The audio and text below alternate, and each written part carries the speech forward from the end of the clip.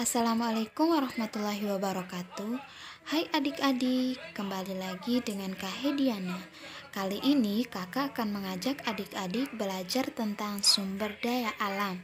Nah, dalam video ini adik-adik akan mempelajari mengenai yang pertama, definisi sumber daya alam. Yang kedua, jenis-jenis sumber daya alam. Yang ketiga, manfaat dari sumber daya alam. Dan yang keempat, cara menjaga kelestarian sumber daya alam. Mari kita simak satu persatu.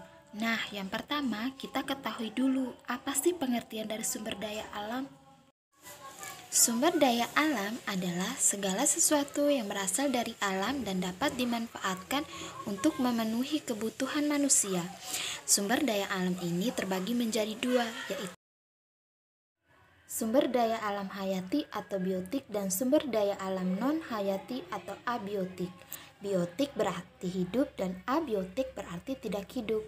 Ingat-ingat ya adik-adik. Nah, SDA hayati atau biotik adalah semua kekayaan alam berupa makhluk hidup, baik itu dari tumbuhan maupun dari hewan. Itu termasuk ke dalam SDA hayati atau biotik.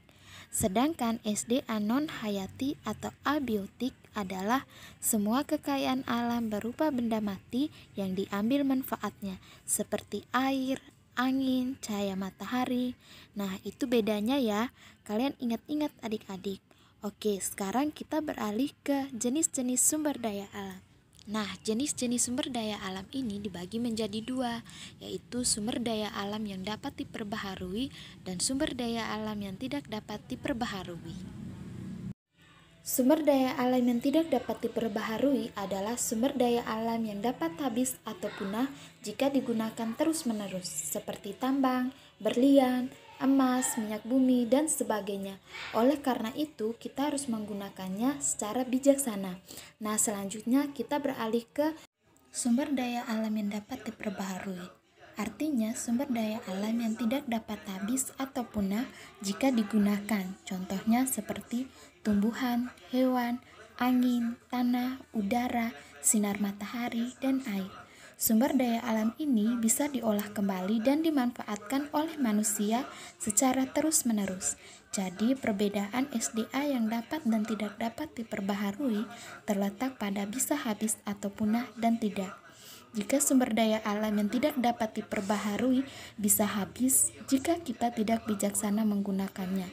Sebaliknya, yang dapat diperbaharui akan terus-menerus ada jika kita mengolahnya dengan baik. Nah, sekarang kita beralih ke pemanfaatan sumber daya alam. Nah, di sini kakak akan menjelaskan pemanfaatan dalam dua kelompok, yaitu manfaat dari sumber daya alam yang dapat diperbaharui dan sumber daya alam yang tidak dapat diperbaharui. Yang pertama, kakak akan menjelaskan pemanfaatan dari sumber daya alam yang dapat diperbaharui. Nah, manfaat dari sumber daya alam dapat diperbaharui yang pertama, memenuhi kebutuhan pangan manusia, yaitu dari hewan ternak dan tumbuhan. Yang kedua, pembangkit listrik. Nah, pembangkit listrik ini bisa dari air, matahari, dan angin. Nah, air sendiri selain dimanfaatkan sebagai pembangkit listrik, air juga dimanfaatkan untuk mencuci, untuk diminum, dan imigrasi.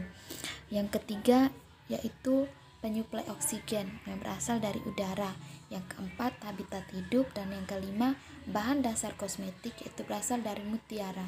Selanjutnya, manfaat dari sumber daya alam yang tidak dapat diperbaharui. Manfaat sumber daya alam yang tidak dapat diperbaharui dibagi menjadi dua, yaitu barang tambang logam dan non-logam.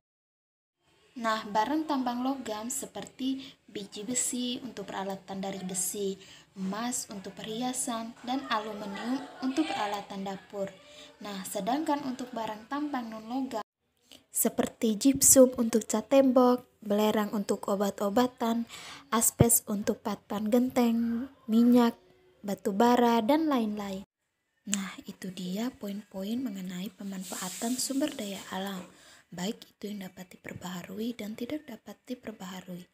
Nah, yang terakhir yaitu cara menjaga sumber daya alam. Yang pertama yaitu melakukan penghematan supaya SDA yang kita gunakan ini bisa tersedia.